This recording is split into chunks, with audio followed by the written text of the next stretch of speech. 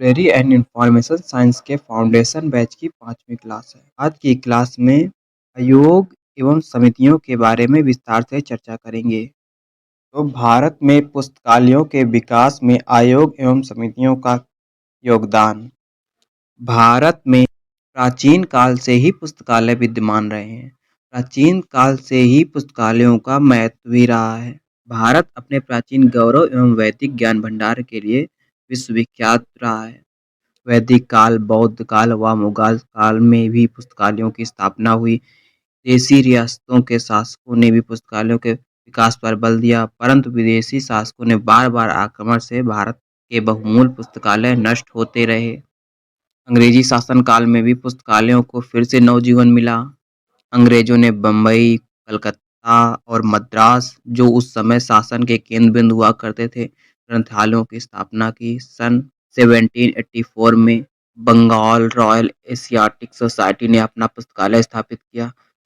1835 में कलकत्ता के JS. Stock Keller के प्रयत्नों से सार्वजनिक पुस्तकालय की स्थापना हुई। इस प्रकार अंग्रेजी शासन काल में स्थापित विभिन्न समितियों व आयोग ने ग्रंथालय के विकास में महत्वपूर्ण योगदान दिया।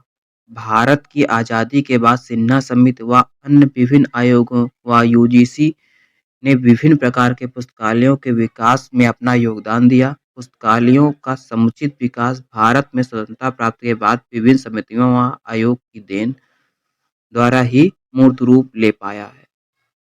तो स्वतंत्रता के पहले गठित आयोग एवं समितियों के बारे में क्या योगदान रहा, उसकी चर्चा करते हैं। सबसे पहले भारतीय शिक्षा आयोग 1882 में आया। अंग्रेजी शासन काल में लॉर्ड मैकाले को भारत में शिक्षा का अग्रदूत माना जाता है।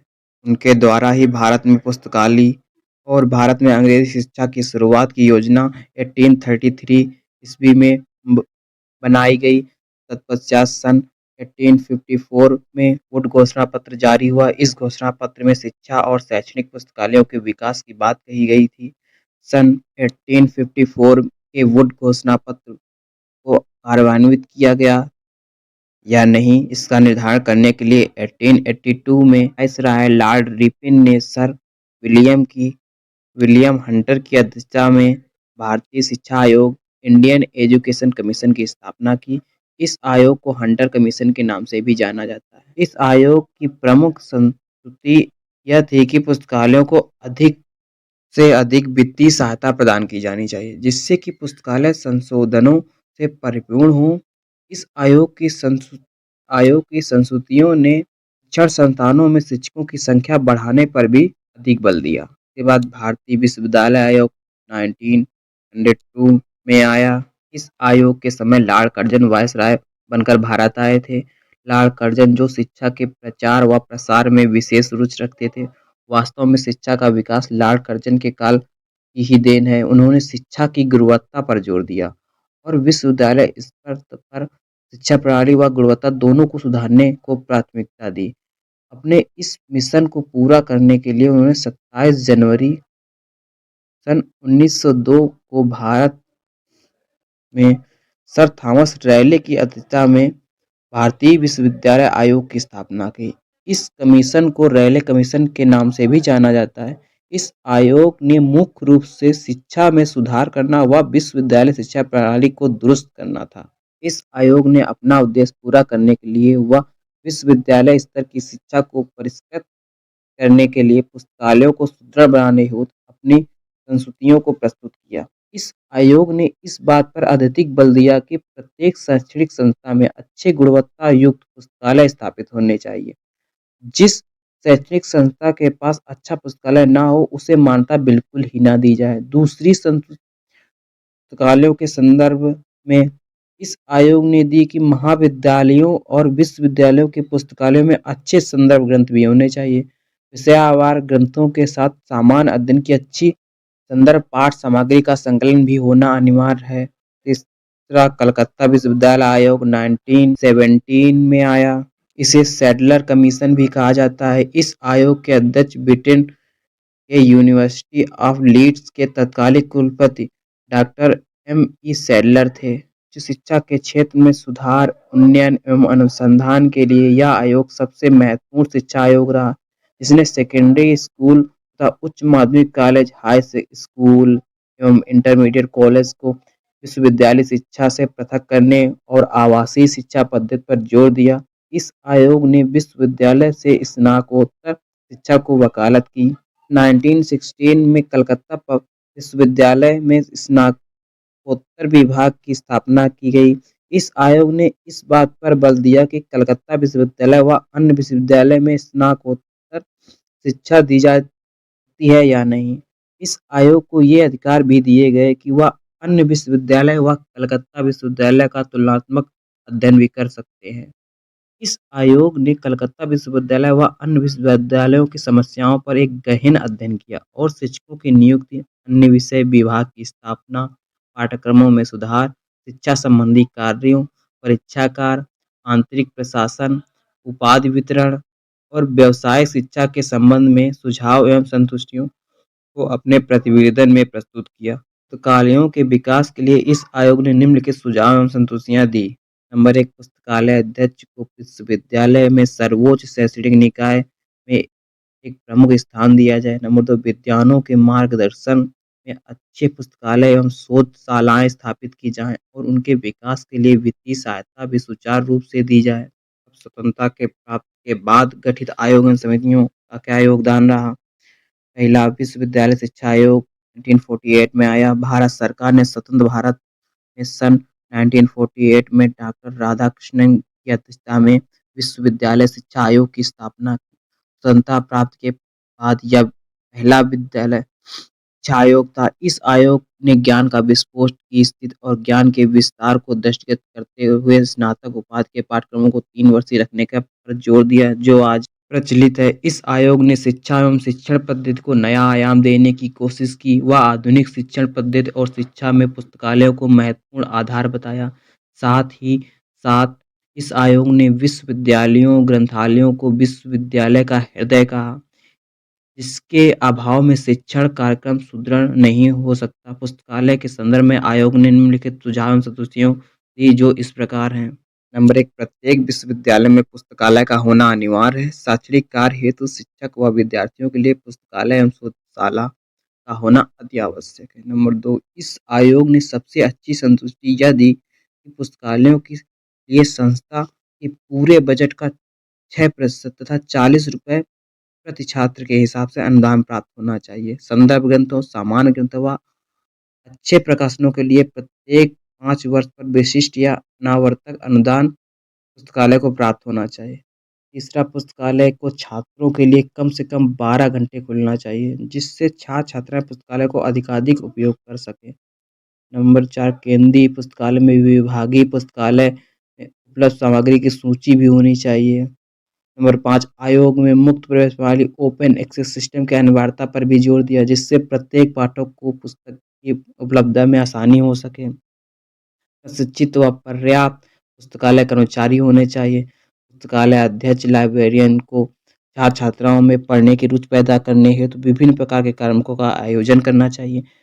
प्रशिक्षित पुस्तकालय कर्मचारी की उपलब्धता के लिए हर प्रांत में कम से कम एक विश्वविद्यालय में पुस्तकालय विज्ञान विभाग की स्थापना की जाए। उसके बाद माध्यमिक शिक्षा आयोग 1952 में आया। इसे सेकेंडरी एजुकेशन कमीशन या मुदालियर कमीशन के नाम से भी जाना जाता है। भारत सरकार ने डॉक्टर ए लक्ष्मण स्वामी मुदालियर की अध्यक्षता में माध्यमिक शिक्षा को विकसित करने हेतु इस आयोग की स्थापना की। इस आयोग ने माध्यमिक शिक्षा के सभी पहलुओं का गहन अध्ययन किया और 29 अगस्त सन 1953 को अपना 140 प्रश्नों का एक प्रतिवेदन विभिन्न संशोधनों के साथ भारत सरकार को सौंप दिया।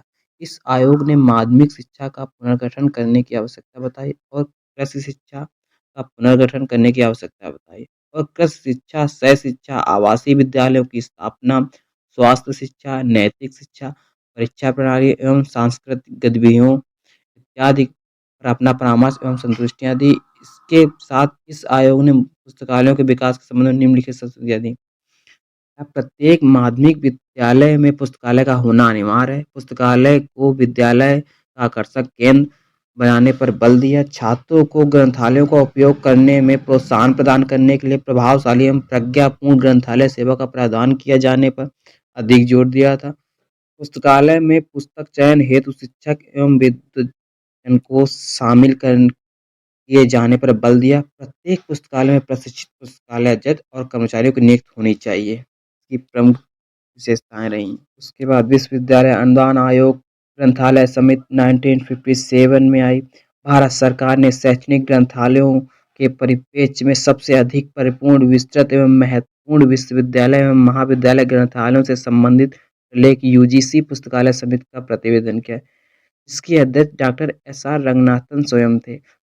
राधाकृष्णन आयोग 1948 की संतुष्टियों के आधार पर इस आयोग का गठन किया गया था। इस आयोग की संतुष्टि के अनुसार भारत सरकार ने सन 1953 में विश्वविद्यालय अनुदान आयोग की स्थापना की। सन 1956 में भारत सरकार की संसद ने एक विधेयक पारित किया और उसे वैधानिक रूप दिया। उस समय के प्रख्यात अर्थशास्त्री विद्वान डॉक्टर सी.डी. देशमुख को यूजीसी का अध्यक्ष बनाया गया। इस आयोग ने शिक्षा सुधार को और आधुनिक तथा शैक्षणिक पुस्तकालयों को विकास की ओर उन्मुख किया। डॉक्टर देशमुख ने नेतृत्व में यूजीसी ने राधाकृष्णन आयोग की संतुष्टियों को विश्वविद्यालय एवं महाविद्यालयों के स्तर पर लागू करना शुरू कर दिया। इस समिति ने पुस्तकालयों का निरीक्षण विभिन्न स्तर पर किया, जो निम्न महत्वपूर्ण सुझाव दिए। नंबर 1, नए विश्वविद्यालय के पुस्तकालयों को पुस्तक संग्रह हेतु कम से कम 3 लाख रुपए अतिरिक्त अनुदान दिया जाना चाहिए। नंबर 2, प्रत्येक छात्र पर 15 रुपए और शिक्षक पर 200 रुपए के हिसाब से पुस्तकालयों के अनुदान का आकलन किया जाना चाहिए और समय समय पर इस आकलन में बदलाव किया जाना चाहिए। नंबर 3, इस हेतु आयोग ने कुल अनुदान का 10% कर्मचारियों पर व्यय करने की अनुमति करने की भी संतुष्टि दी है। नंबर 4, विश्वविद्यालय स्तर में पुस्तकालयों में जहां विभिन्न विभागीय पुस्तकालय का भी अस्तित्व होता है, एक संघ सूची होनी चाहिए, जिससे पुस्तकालय आपस में अंतर पुस्तकालय आदान प्रदान कर सकें और बेवजह के खर्च से कटौती हो सके। छात्रों की संख्या के अनुसार कर्मचारियों का निर्धारण होना चाहिए। पुस्तकालयों के में मुक्त प्रवेश प्रणाली ओपन एक्सेस सिस्टम होने की दशा में पुस्तकालय पुस्तकों का खोना स्वाभाविक है। इस हेतु कर्मचारियों को पुस्तक के खोने का दोषी नहीं माना जाना चाहिए। विश्वविद्यालय व महाविद्यालयों में संतुष्ट योग्यता वाले व्यावसायिक कर्मचारी को शिक्षक के समान ही वेतन मिलना चाहिए। महाविद्यालय एवं विश्वविद्यालय में पुस्तकालयों के लिए वित्त का भारत सरकार का 1/5 एवं 4/5 के अनुपात से प्रादेशिक शासन एवं यूजीसी को वहन करना चाहिए। भारत सरकार द्वारा स्थापित पुस्तकालय परामर्शी समिति 1957 भारत सरकार द्वारा पुस्तकालय समिति डॉक्टर एस.आर. रंगनाथन की अध्यक्षता में गठित हुई। इस समिति में पुस्तकालय विकास योजना का 30 वर्षीय कार्यक्रम तैयार किया गया। इस समिति ने शैक्षणिक एवं सार्वजनिक पुस्तकालयों के विकास की योजना पर बल दिया। भारत सरकार ने सार्वजनिक पुस्तकालयों के स्थिति व विकास हेतु एक समिति डॉक्टर ए.पी. सिन्हा की अध्यक्षता में सन 1957 में गठित किया। इस समिति को सिन्हा समिति के नाम से भी जाना जाता है। इस समिति ने 12 नवंबर 1958 को अपना प्रतिवेदन प्रस्तुत किया। इस समिति की संस्था निम्न प्रकार है। भारत में प्रत्येक राज्य में पुस्तकालय अधिनियम पारित होना चाहिए। प्रत्येक नागरिक को पुस्तकालय सेवा निःशुल्क मिलनी चाहिए। देश में पुस्तकालय संरचना इस प्रकार हो: राष्ट्रीय पुस्तकालय, केंद्रीय पुस्तकालय, राज्यों के केंद्रीय पुस्तकालय, मंडल पुस्तकालय, नगर पुस्तकालय, ब्लॉक पुस्तकालय तथा पंचायत पुस्तकालय होने चाहिए। पुस्तकालय वित्त की व्यवस्था राज्य सरकारों द्वारा पुस्तकालय कर के रूप में की जानी चाहिए। स्थानीय निकायों द्वारा संपत्ति कर के रूप में वित्त की व्यवस्था हो। पुस्तकालयों को नवीन बनाने के लिए सरकार यूजीसी को और राजा राम मोहन राय फाउंडेशन द्वारा धन की व्यवस्था कर रही है। आइसलीक, ILA, निस्केयर, डेसीडॉक, यूनेस्को आज पुस्तकालयों के विकास एवं प्रशिक्षण हेतु सेमिनार व संगोष्ठियों का आयोजन कर रहे हैं। दूरस्थ शिक्षा पद्धति द्वारा पुस्तकालय व अन्य विभागों में कार्यरत कर्मचारी भी अपनी शिक्षा जारी रख सकते हैं। इस समिति की संतुष्टियों के कारण भारत में ज्यादातर राज्यों में पुस्तकालय अधिनियम लागू हो गए। इसमें इस समिति का बेहद योगदान रहा है। फैजी ग्रंथालय विकास समिति बॉम्बे 1939 चेयरमैन फैजी ने बम्बई प्रांत में पुस्तकालय को विकसित करने की एक योजना प्रस्तुत की, जिसमें राज्य में सार्वजनिक पुस्तकालय को 6 श्रेणियों में स्थापित एवं विकसित करने की संतुष्टि दी। तथा 1000 जनसंख्या के ग्रामीण क्षेत्रों में सार्वजनिक पुस्तकालय की स्थापना पर जोर दिया। इस समिति का मुख्य लक्ष्य बॉम्बे स्टेट में क्षेत्रीय एवं केंद्रीय ग्रंथालयों की स्थापना व पर विस्तृत अध्ययन के साथ समुचित सुझाव एवं संतुष्टि करना था। जस्टिस गोपाल राव एकबोटे कमेटी आंध्र प्रदेश शासन द्वारा फरवरी 1976 ईस्वी में एक समिति का गठन न्यायमूर्ति गोपाल राव एकबोटे की अध्यक्षता में किया गया। इस आंध्र प्रदेश सार्वजनिक ग्रंथालय अधिनियम 1960 के कार्य पद्धति की समीक्षा करनी थी और इसे अधिक सक्रिय बनाने के लिए आवश्यक संशोधन एवं सुझाव हेतु प्रस्तुत किया। एकबोटे समिति ने 1977 ईस्वी में इस संबंध में अपना प्रतिवेदन आंध्र प्रदेश शासन को प्रस्तुत कर दिया।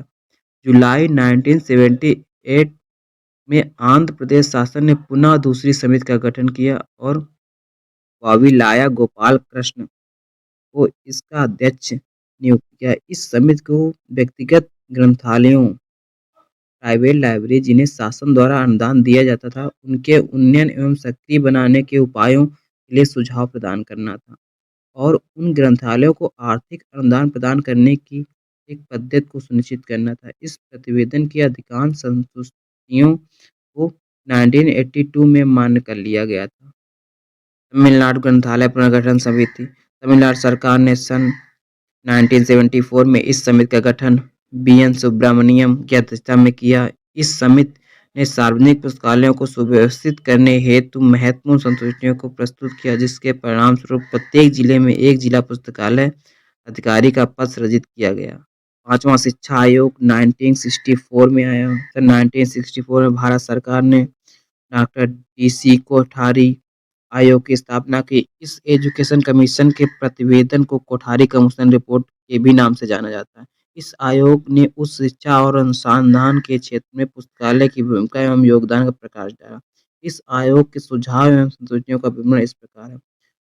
आयोग ने संतुष्ट दी कि पुस्तकालय अनुदान का आकलन प्रत्येक छात्र पर 200 रुपये और शिक्षक पर 300 रुपये के आधार पर करना चाहिए। विश्वविद्यालयीय अध्यापकों को पुस्तकालय द्वारा समय समय पर उनके विषयानुसार आगे बढ़ने में सहायता करनी चाहिए। संचालित पाठ्यक्रमों की सफलता एवं पुस्तकालय सेवाओं की व्यवस्था होनी चाहिए। विश्वविद्यालय के अनुसंधान व शोधों पुस्तकालयों को संसाधन उपलब्ध कराने चाहिए। किसी भी स्तर की शैक्षणिक संस्था की स्थापना तब तक नहीं की जानी चाहिए जब तक वहाँ एक सुव्यवस्थित पुस्तकालय की स्थापना ना हो। या वहाँ सुव्यवस्थित पुस्तकालय का अर्थ एक उत्तम संग्रह भवन और प्रशिक्षण कर्मचारियों के साथ उपयुक्त पुस्तकालय उपस्कर व उपकरण से है। पुस्तकालयों की सेवाओं को इस प्रकार व्यवस्थित करना चाहिए जिससे उनका उपयोग ज़्यादा से ज़्यादा पाठक कर सके। साथ ही साथ संस्था के छात्रों एवं अध्यापकों की आवश्यकताओं की पूर्ति हो सके। अतः कोठारी आयोग ने पुस्तकालय को किसी भी शैक्षिक संस्था का अभिन्न अंग माना है। पुस्तकालय के उत्थान के बिना किसी भी शैक्षिक संस्था, चाहे वह महाविद्यालय हो या विश्वविद्यालय हो, उसकी प्रगति नहीं हो सकती। इस आयोग ने पुस्तकालय को किसी भी ऐसी संस्था का धड़कता हुआ दिल कहा है। राजा राम रॉय पुस्तकालय प्रतिष्ठान 1972 राजा राम रॉय पुस्तकालय प्रतिष्ठान भारत सरकार के संस्कृत विभाग के अधीन एक स्वायत्त शासी संस्थान ऑटोनॉमस इंस्टीट्यूशन का है। इसका गठन सन 1972 में राजा राम मोहन राय की स्मृति में किया गया था। इसका मुख्यालय कोलकाता में है।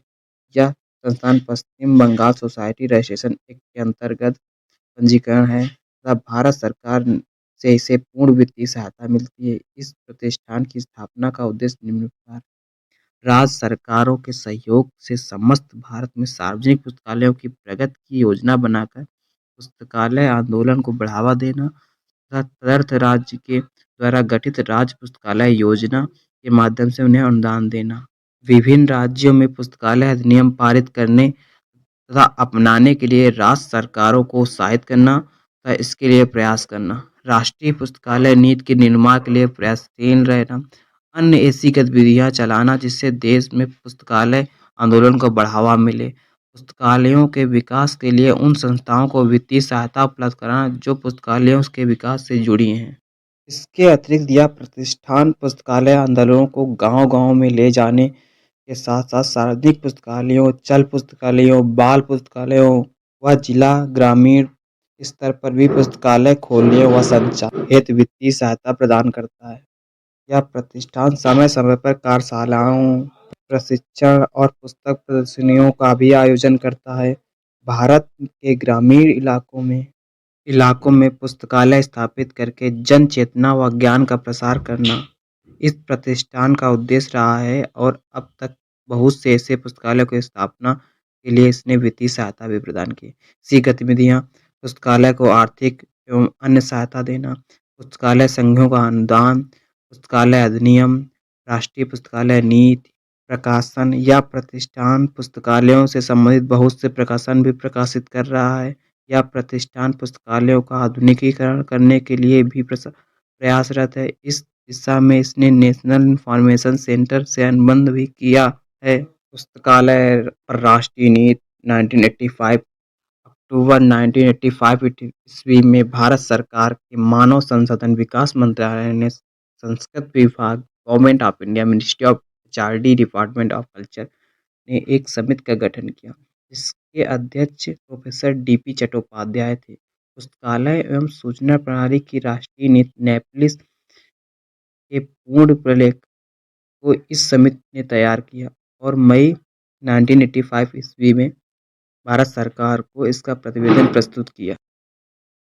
इस समिति की प्रमुख संस्तुतियां निम्न प्रकार हैं। राष्ट्रीय गतिविधियों के सभी क्षेत्रों में सूचना का उपयोग तथा उन्हें उपलब्ध करने के लिए सभी प्रकार से प्रोत्साहन, सहायता, संरक्षण और समर्थन प्रदान करना। पहले से ही स्थापित पुस्तकालय एवं सूचना प्रणाली को आधुनिक बनाना और राष्ट्रीय स्तर के प्रोग्रामों को प्रोत्साहित करना और आधुनिक सूचना प्रौद्योगिकी को लागू करना। ऐसी प्रणाली स्थापित करना जो पुस्तकालय एवं सूचना सुविधाओं को पाठकों की जरूरत के मुताबिक प्रदान करें। प्रत्येक व्यक्ति को नए ज्ञान की खोज हेतु प्रोत्साहित करना, जो ज्ञान को ग्रहण करें और पुनः प्रसारण भी करें। ग्रंथालय एवं सूचना सेवाओं के आयोजन एवं सुव्यवस्था हेतु योग्य एवं सक्षम पुस्तकालय कर्मचारियों, व्यवसायियों के लिए ट्रेनिंग प्रोग्राम आयोजित करना और उनको उत्साहित करना। अनेक रूपों में स्वरूप एवं उपलब्ध राष्ट्र की संस्कृत धरोहर एवं उपलब्धियों को सुरक्षित रखना और उनसे देशवासियों को अवगत कराना। इस प्रस्तुत नीति प्रलेख की रूपरेखा में 10 प्रमुख अध्यायों में बांटा गया, जैसे भूमिका, नंबर 2 उद्देश्य, तीसरा सार्वजनिक पुस्तकालय प्रणाली, चौथा शैक्षिक पुस्तकालय प्रणाली, पांचवा विशिष्ट पुस्तकालय एवं सूचना प्रणाली, छठवां राष्ट्रीय पुस्तकालय प्रणाली और वांग्मय सूची सेवाएं, 7 पुस्तकालय मानव संसाधन विकास एवं व्यावसायिक स्तर, 8 पुस्तकालय एवं सूचना प्रणालियों का आधुनिकीकरण, 9वां सामान्य व्यावसायिक पक्ष, 10वां योग प्राधिकरण एवं वित्त व्यवस्था। चट्टोपाध्याय समिति के प्रतिवेदन का प्रभाव। इस समिति के प्रतिवेदन से प्रभावित होकर उसके क्रियान्वयन हेतु एक अधिकृत समिति एम्पावरमेंट कमेटी का गठन तत्काल कर दिया गया, जिसे प्रस्तुत संस्तुतियों के नीति प्रलेख का परीक्षण कर उसके परिणामों से शासन का उपयुक्त निर्णय लेने के लिए अवगत कराना था। इस अधिकृत समिति ने अपने प्रतिवेदन को मार्च 1988 में शासन को प्रस्तुत कर दिया। इस समिति की मुख्य संस्तुतियां इस प्रकार हैं। नंबर 1, अखिल भारत पुस्तकालय सेवा की स्थापना करना। पुस्तकालयों के लिए राष्ट्रीय आयोग का गठन करना, जो पुस्तकालय नीति और उसके विकास के लिए कार्य कर सके। सार्वजनिक पुस्तकालयों के विकास में केंद्रीय सरकार का सक्रिय रूप से सहयोग एवं सहभागी होना अति आवश्यक है। तथा सामाजिक शिक्षा और ग्रामीण विकास आदि एजेंसियों का सार्वजनिक ग्रंथालय के विकास में सहयोग एवं सहायता करना। नंबर 5, राष्ट्रीय ग्रंथालय कलकत्ता को सशक्त एवं सक्रिय बनाया जाए। राष्ट्रीय पुस्तकालय प्रणाली का विकास करना।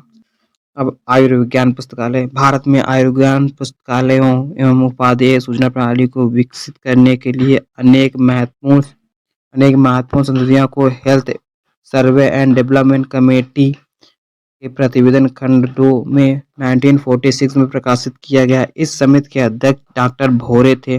भारत में कार्यरत सभी मेडिकल पुस्तकालयों की स्थिति का अध्ययन कर केंद्रीय मेडिकल पुस्तकालय सेंट्रल मेडिकल लाइब्रेरी की स्थापना संतुष्ट की गई।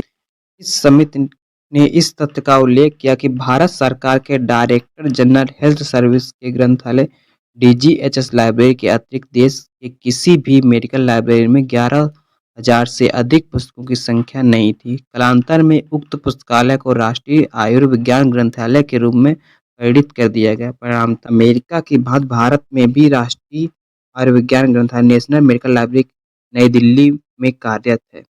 पूरे समिति के 35 वर्ष के पश्चात 1981 में एक समिति का गठन आयुर्विज्ञान ग्रंथालयों की स्थिति का अध्ययन करने और उपयुक्त प्रतिवेदन प्रस्तुत करने हेतु किया गया। इसे संकलन समिति के नाम से भी जाना जाता है। इस समिति का प्रतिवेदन 1981 में प्रस्तुत किया गया, जिसने देश में इस क्षेत्र में इस सूचना सेवा के लिए सशक्त ग्रंथालय एवं सूचना सेवा नेटवर्क की स्थापना हेतु की थी। इसके परिणामस्वरूप health literature library and information service network HELIS network की स्थापना की गई। तो आज की क्लास में भारत के पुस्तकालयों में विकास में आयोग एवं समितियों का क्या योगदान है उसके बारे में चर्चा की गई। धन्यवाद।